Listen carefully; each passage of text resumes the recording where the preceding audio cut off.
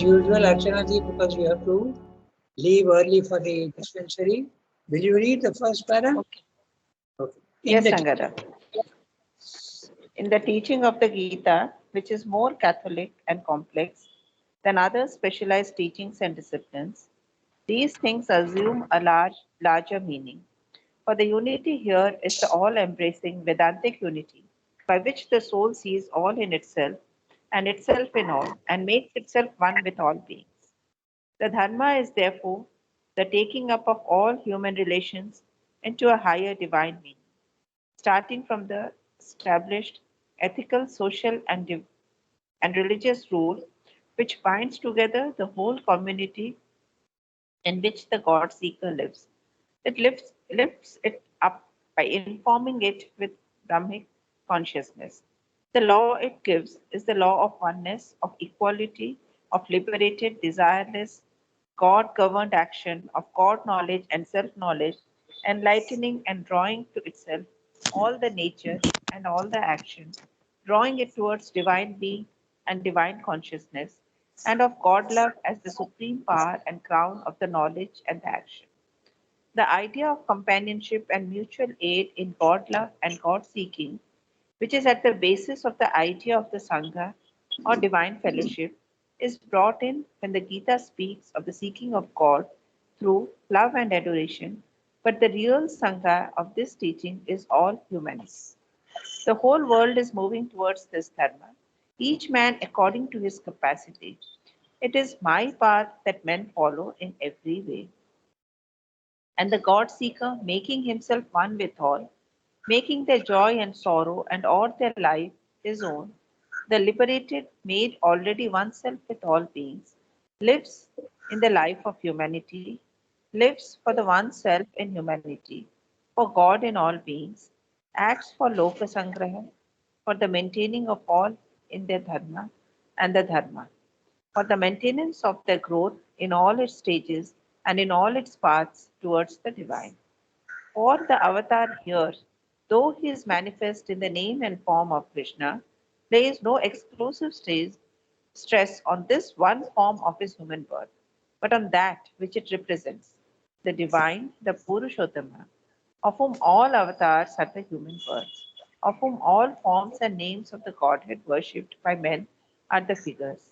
The way declared by Krishna here is indeed announced as the way by which man can reach the real knowledge and the real liberation. But it is one that is inclusive of all paths and not exclusive. For the divine takes up into his universality all avatars and all teachings and all dharmas. Yeah.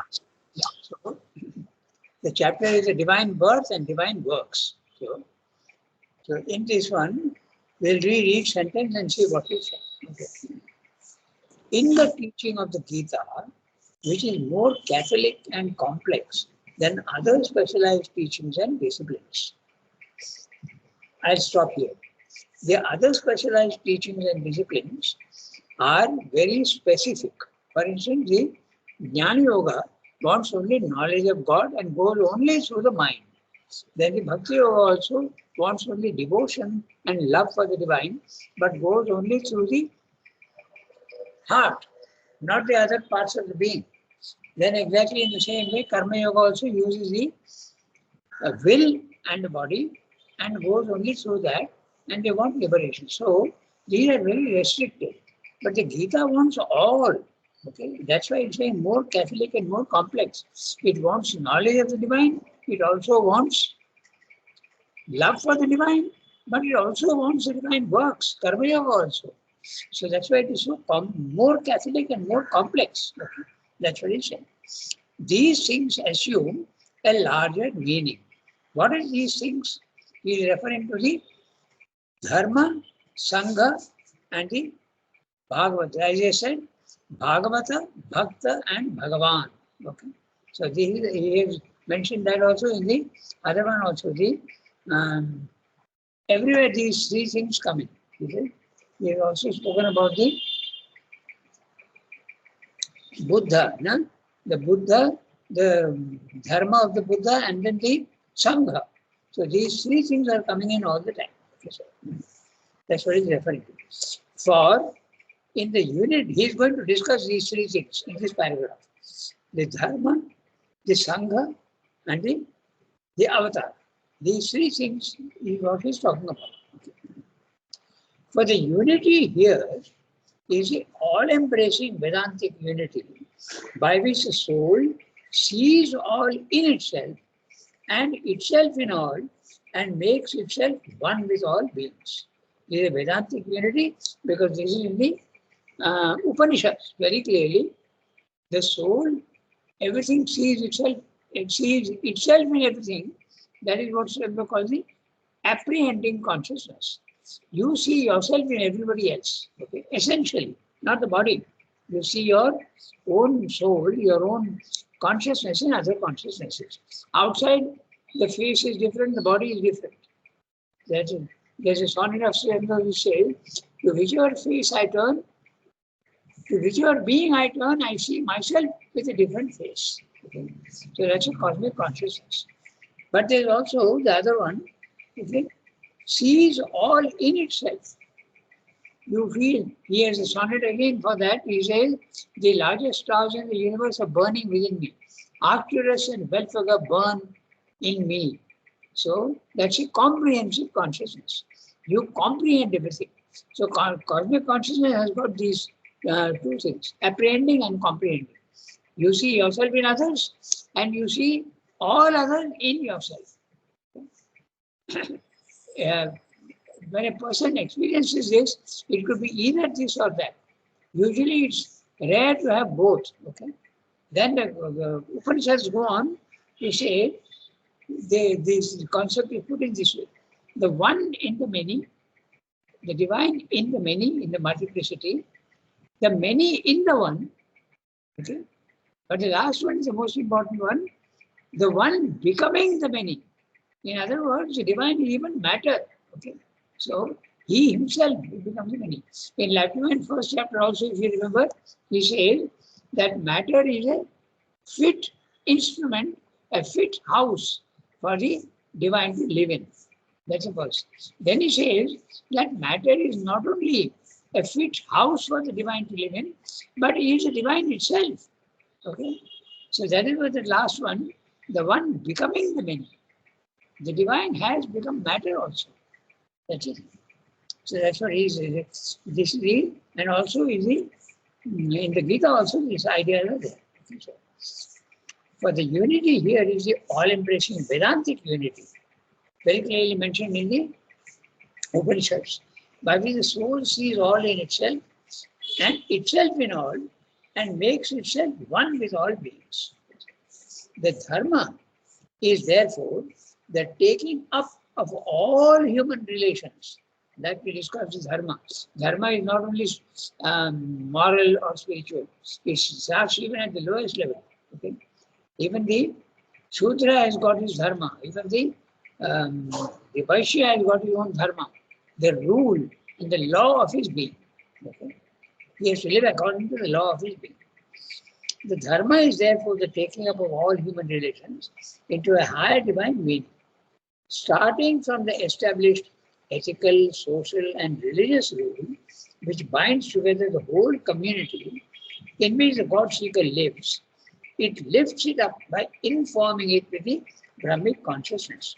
Now, the word informing, as usual, Sriyandra uses this word to mean that you go into the form. Okay? Going into the form, inherence. Okay? It lifts it up by informing it with the Brahmic consciousness. In the Sangha, that's what he's talking about.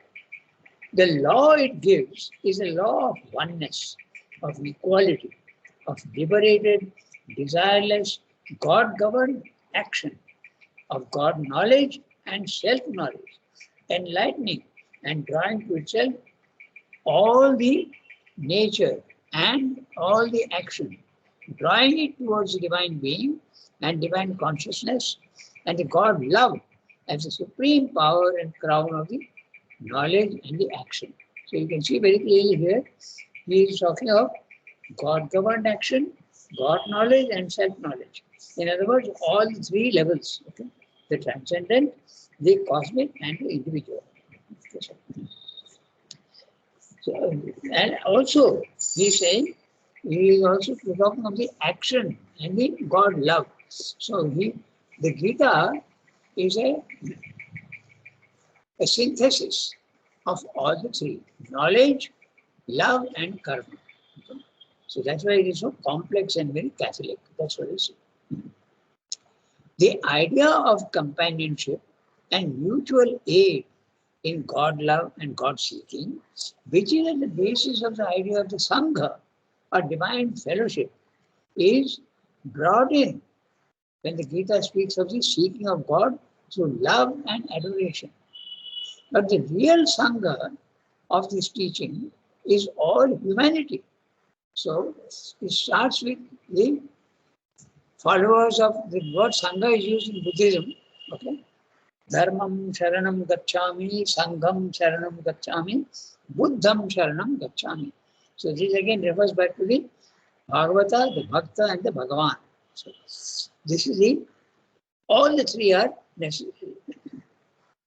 So here he is saying that the Sangha need not be limited only to the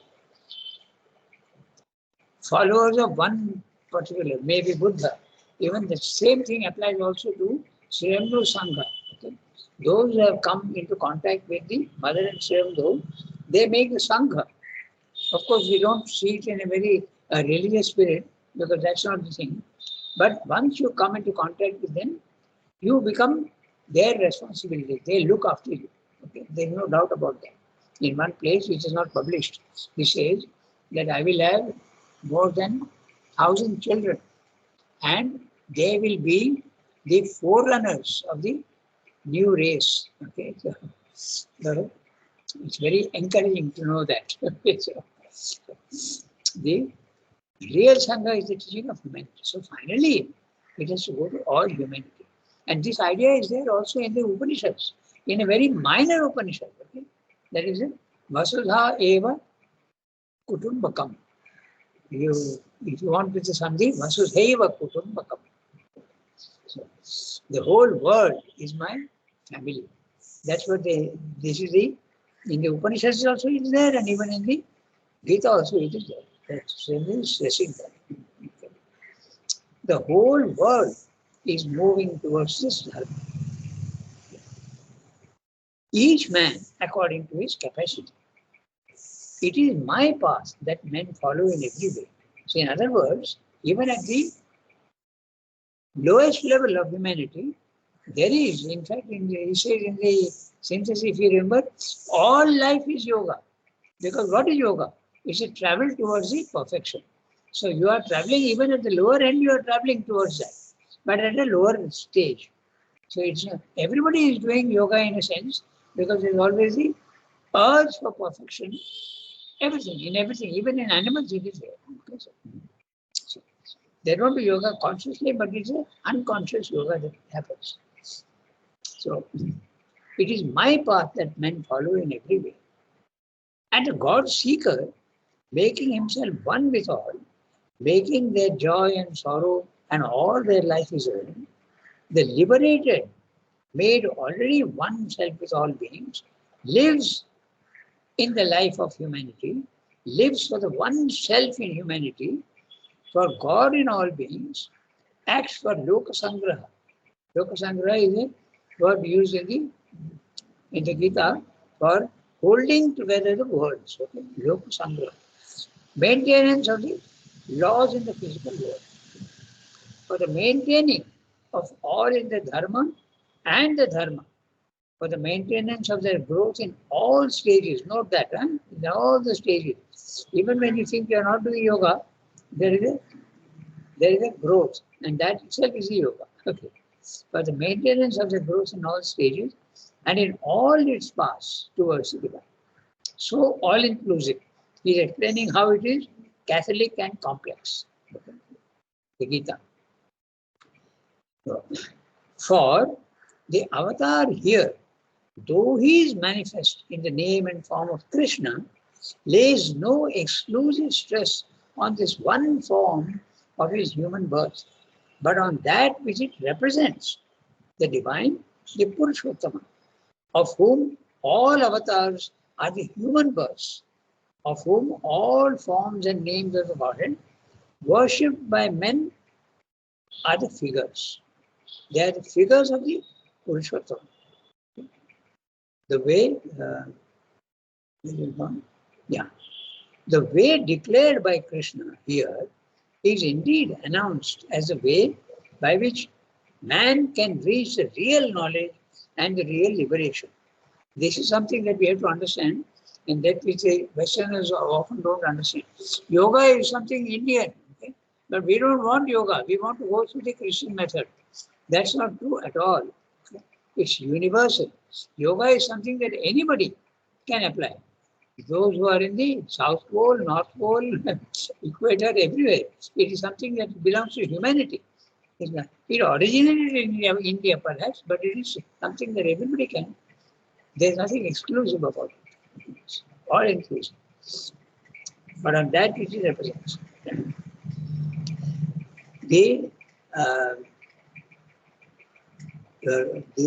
for the avatar here, though he is manifest in the name and form of Krishna, lays no exclusive stress on this one form of his human birth, but on that which it represents, the divine, the Purushottam, of whom all avatars are the human births, of whom all forms and names of the Godhead, worshipped by men, are the figures.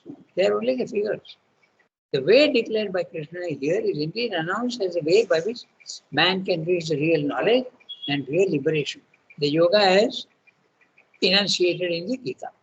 But it is one that is inclusive of all paths and not exclusive. The exclusion comes from the other areas. But in the Gita, there is no exclusion. It includes everything. For the divine takes up in his universality all avatars and all teachings and all dharmas. He has also stressed the three things. Okay? The dharma, which belongs to the, even at the lowest level, then there is a sangha, okay? The collectivity, and that collectivity has to become human, humanity itself. Okay? And the avatar is the one who helps this whole process. So all the three comes in again. Bhagavata, Bhakta and Bhagavan. The Gita includes all these things. That's what he said. Now we go to the next one. The Gita lays stress upon the struggle. We have got two more paragraphs. We can finish it. So, Shall I read? yeah, you can read. Yes. The Gita lays stress. The Gita lays stress upon the struggle of which the world is the theater in its two aspects, the inner struggle and the outer battle. In the inner struggle, the enemies are within, in the individual, and the slaying of desire, ignorance, egoism is the victory. But there is an outer struggle between the powers of the dharma and the adharma in the human collectivity. The former is supported by the divine, the godlike nature in man, and by those who represent it or strive to realize it in human life, the latter by the titanic or demoniac, the asuric, and rashasic nature, whose head is a violent egoism, and by those who represent and strive to satisfy it. It is the war of the gods and titans, the symbol of which the old Indian literature is full, the struggle of Mahabharata, of which Krishna is the central figure, being often represented in that image. The Pandavas, who fight for the establishment of the kingdom of the Dharma, are the sons of the gods, their powers in human form. Their adversaries are incarnation of the titanic powers. They are asuras. This outer struggle too, the avatar comes to aid, directly or indirectly, to destroy the reign of the asuras, the evildoers, and in them depress the power they represent, and to restore the oppressed ideal of the Dharma. He comes to bring nearer the kingdom of heaven on earth in the collectivity, as well as to build the kingdom of heaven within an individual human soul. Yeah. Okay, so is the avatars. Description of the avatars. The Gita lays stress upon the struggle of which the world is a theatre. He has told us also earlier that the Gita's work is not only to dharma sansthapanarthaya, but also the be an example. So he has got so many functions. We have seen that. The first function is to the dharma sansthapanarthaya. Okay, destroy the evil-minded and help the good. That's the first one. The second one is to take one step further, the evolution, to take it one step further. And the next is the influence and the example that he gives to man, that this is the way you have to proceed on your spiritual journey. So that's what he's saying. Now he's saying there are two aspects, the inner struggle and the outer battle. Outer battle in the physical world. And that's very interesting because in the Mahabharata as well as in the Ramayana, that is the symbolic form of the war between the divine and the undivine. Now, if you notice very carefully, okay, in Sriram's case, he comes to do exactly that, dharma sansthapanarthaya. You must remember, is it a chance or a fluke? By chance it happened that the world's most dangerous evolutionary movement, or rather non-evolutionary movement, took place in Germany in the Second World War, and Srirama is present in the world at that time. He came only to do that, to stop this, because he says very clearly that if Hitler had succeeded, okay, it would have taken centuries, if not millenniums, for the evolution to pick up again from where it left off. So he had to be stopped in any case, and that's exactly what Srirama had to do. He was so busy with that whole thing. And the Asuric forces were trying to stop him from doing that. Again and again they did that. In 1938, just before the war began, Srirama broke his leg. That was the work of the Asuric forces, which wanted the Nazi movement to succeed. Okay? So it took him back some time again, and after the war, he again picked up his work of the descent of the Superman. So it is not by chance that it happened. So very clearly, the definition of the Gita fits perfectly Srirama. So you can say that he very clearly the Kalki, the last avatar. So it's very, I just mentioned that as an interesting point. Yes, remember that. And Kalki also is described as lame. Okay. So what could be more indicative than that? Because you remember, Srirama broke his leg in 1938. So he is, from every point of view, he is the last avatar. Okay. It's an interesting fact. We have to correct the two. Kalki is lame. Okay. So I'm reading this now. That is a little bit of an aside. Now I will read the text. The Gita lays stress upon the struggle of which the world is a theatre. In its two aspects, the inner struggle and the outer battle. The inner struggle can be individual and the outer battle can be collective also. In the inner struggle, the enemies are within. In the individual, there you are. It's personal, individual. And the slaying of, and what are the difficulties? What are the enemies? Slaying of desire, ignorance, egoism. And the slaying is the victory. But there is an outer struggle between the powers of dharma and the adharma in the human collectivity. That's exactly that's why he is the Sangham. He is expanding on the concept of the Sangham. Okay? The concept we have spoken of earlier, Dharma, Sangha and Avatar. He is expanding on that idea. The former is supported by the divine, the godlike nature in man, and by those who represent it or strive to realize it in human life. The latter by the titanic or demoniac, the asuric and rakshasic nature, whose head is a violent egoism, and by those who represent and strive to satisfy it. This is the war of the gods and the titans, the symbol of which the old Indian literature is full. The struggle, the Mahabharata, of which Krishna is the central figure. Just 1 minute. The struggle of the Mahabharata, of which Krishna is the central figure, being often represented in that image. So he is the warrior against the Asuras. The Pandavas who fight for the establishment of the kingdom of the Dharma are the sons of the gods. Their powers in human form, their adversaries are incarnations of the titanic powers. They are Asuras. And again, if you go back to the image of the Mahabharata, it's very interesting. The Pandavas are only 5 and the Kauravas are 100. Dhritarashtra had 100 sons. That also is very interesting. The darkness that opposes the divine movement is very large. Okay, that's a symbol. Very interesting. So, the Pandavas who fight for the establishment of the kingdom of the Dharma are the sons of the gods. Their powers in human form, their adversaries are incarnations of the titanic powers, they are asuras. This outer struggle, too, the avatar comes to aid. That's exactly what we saw in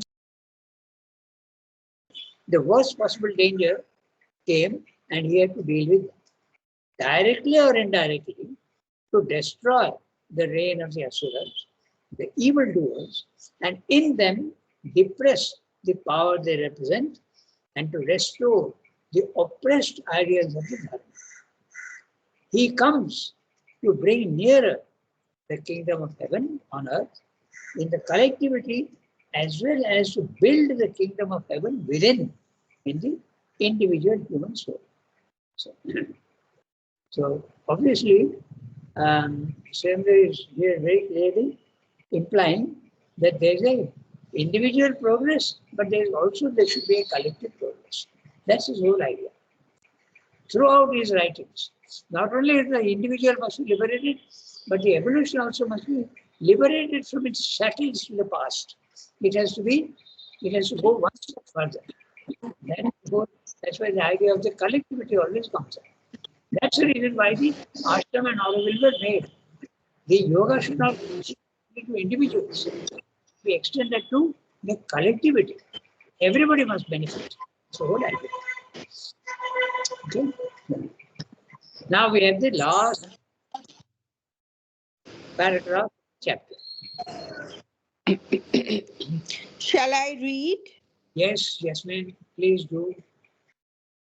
The inner fruit of the avatar's coming is gained by those who learn from it the true nature of the divine birth and the divine works, and who, growing full of him in their consciousness and taking refuge in him with their whole being.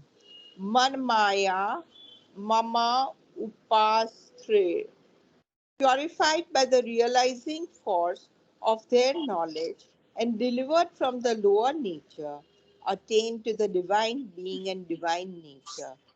Madbhavam. The avatar comes to reveal the divine nature in man above his lower nature and to show what are the divine works. Free, unegoistic, disinterested, impersonal, universal, full of the divine light, the divine power, and the divine love. He comes as the divine personality, which shall fill the consciousness of the human being and replace the limited egoistic personality, so that it shall be liberated out of ego into infinity and universality, out of the birth into immortality. He comes as the divine power and love, which calls men to itself, so that they may take refuge in that and no longer in the insufficiency of their human wills and the strife of their human fear, wrath, and passion, and liberated from all this unquiet and suffering, may live in the calm and bliss of the divine. Nor does it matter essentially in what form and name of putting forward, what aspect of the divine he comes. For in all ways, varying with their nature, men are following the path set to them by the divine, which will in the end lead them to him and the aspect of him which suits their nature in that which can best follow when he comes to lead them, in whatever way men accept, love, and take joy in God. In that way, God accepts, loves, and takes joy in man. Ye yatha mama prapadayanta tem. Sorry, I can't say all this. Okay, don't worry. Okay. Even the footnote is totally in Sanskrit, which I'm not capable of reading off. Okay. Ye Shall I yatham say? prapadyante tans tathaiva bhajamyaham. So we'll have a quick look at it. We can finish it today. We've got 8 minutes. Just enough time to finish it. The inner fruit of the avatar's coming is gained by those who learn from it. The true nature of the divine birth, those who understand what is the purpose of the divine birth, the avatar, and the divine works, and who, growing full of him in their consciousness and taking refuge in him with their whole being. So everybody is quoting from the Gita itself. Man maya mam upashrita. Man maya, so everybody is translated here also, growing full of him in their consciousness. So man maya means man maya. Okay, man maya means actually it is Sandhi, mat maya, okay? Thinking of me all the time. So when you are remembrance of the divine, you are full of the divine thoughts, divine emotions, and even the divine karma. Okay, so that's man maya. Mam upashita, who have taken refuge in me. So if this translated, the translation is coming first and the quotation is coming afterwards. Okay, so growing full of him in their consciousness and taking refuge in him with their whole being. Okay? Man maya mam upasita. Purified by the realizing force of their knowledge and delivered from the lower nature, attain to the divine being and divine nature. Not only the divine being, but divine nature. Huh? So everybody is stressing.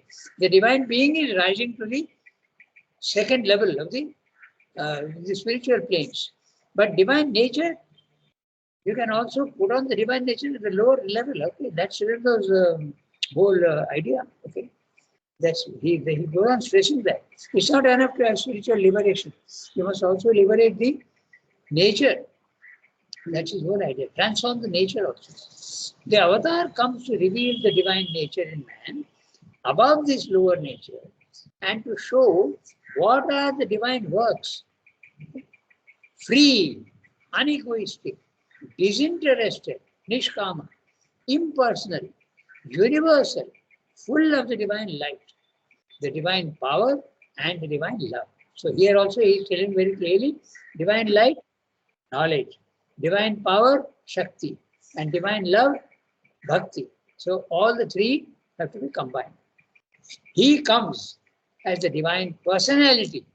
He was earlier is impersonal, now he is also combining the personality. Okay, Purushottam, which shall fill the consciousness of the human being and replace the limited egoistic personality so that it shall be liberated out of ego into infinity and universality, the cosmic consciousness, out of birth into immortality. Out of birth into, when you come into birth, you are coming into ignorance and you are mortal. But when you rise to the spiritual level, you realize that your soul is immortal. Body, mind, life is mortal, but the soul is immortal. And that's what you really are. He comes. Rangada, Yes. one Yes. one question, please. Yes. The Yes. humans before Ramavatar and the humans before after Ramavatar, was there any difference in the consciousness, in human consciousness? I mean, I Avatar suppose. has come to change the consciousness. Yes. So whether Every time an avatar comes, there is certainly a small degree of progress in the collectivity. Otherwise, what's the point in his coming? There is that's what I mean, then again they have fallen down to that level when again the Avatar needs to come back. yeah, that is also true because the evolution is cyclical. Okay. So, but there is a Not all men progress, that's also one thing. A section of humanity progresses. Okay. That's true. There's an up and down movement of the evolution. Okay, so that's true. So he comes by the divine personality, which has filled the consciousness of the human being and replaced the limited egoistic personality, so that it shall be liberated out of ego into infinity and universality, out of birth into immortality. He comes as the divine power and love, which calls men to itself.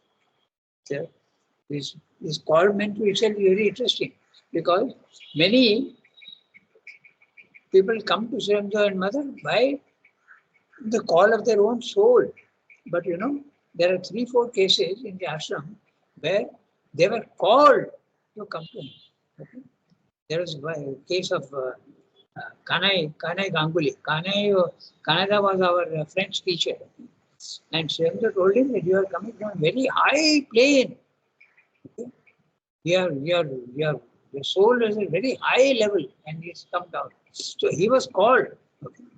Call him was the answer given when he applied for coming to the ashram. Also, the other Tamil man who used to live was a medical student. He was a medical student and he passed his MBBS and he came from a very good family. In fact, it is his money that bought the prosperity house. Ashram is made of 4 houses and each one was bought by Rajangam, one was bought by Srinivas Iyengar. No, not Srinivas Iyengar, sorry. Dorisamy Iyengar. One was bought by Dara. Dara was a Muslim man who came from Hyderabad. Okay. So that was interesting. And the 4th one was the prosperity side, the northwest side. That also was bought afterwards. The whole building was 4 buildings. So he was called. Rangadhar, which Yes. calls men to itself, why not to himself or itself? Why there is a difference? He comes and as the divine power. So it is the divine power which calls. And calls men to itself. Okay. The itself Power is to the divine power and love.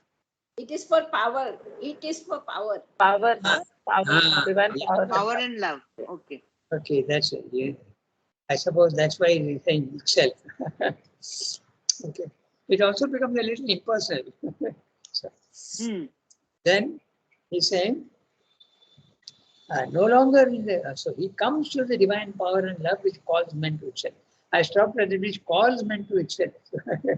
So that they may take refuge in that and no longer in the insufficiency of their human wills and the strife of their human fear, wrath, passion, and liberated from all this unquiet and suffering, may live in the calm and bliss of the divine. He has quoted those 4 lines. Janma karma cha me divyam evam yo veti tattvata tyaktva deham punarjanma naiti na eti mam eti so Arjuna. He comes to me once he is liberated from the. So then the last one, how it comes? Vita raga bhaya krodha. Vita raga. Raga, attachment. Bhaya, fear. Krodha, anger. Getting rid of all these things. Man maya mam upashrita. Taking refuge in me alone by constant remembrance. Bahavu jnana tapasa puta. Jnana tapasa. By the concentration and knowledge, they become pure. Puta. Mad bhavam agata. They have come to me. That's what he said. Nor does it matter essentially in what form and name are putting forward, what aspect of the divine he comes. For in all ways, varying with their nature, men are following the path set to them by the divine. This is interesting. Each soul has got one aspect which has to be realized.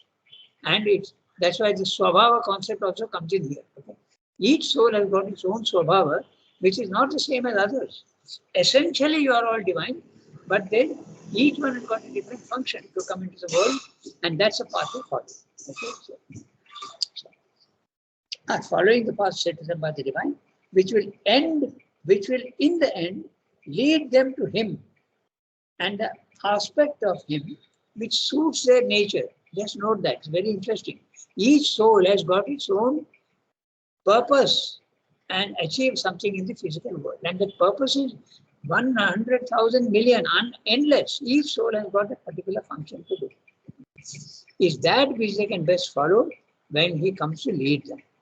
In whatever way men accept, love and take joy in God, in that way God accepts, loves and takes joy in them. So, this is a very famous quotation from the Gita. Ye yatha mam prapadyante tam sadaiva bhajamyam. As you approach God, so he approaches you through the way you are approaching him. He gives himself to you according to your requirement and your prayer and answer. Okay? So we stop here today, and next time we'll go on to the divine worker. What is the work that the divine has to do? Avatar is divine work. What does he do? We'll look at that next time. Okay? I'm stopping. Thank you, brother. I'm cutting the line Brother today. Mercy. Thank you, Ranga. Thank you. Thank you, Ranga.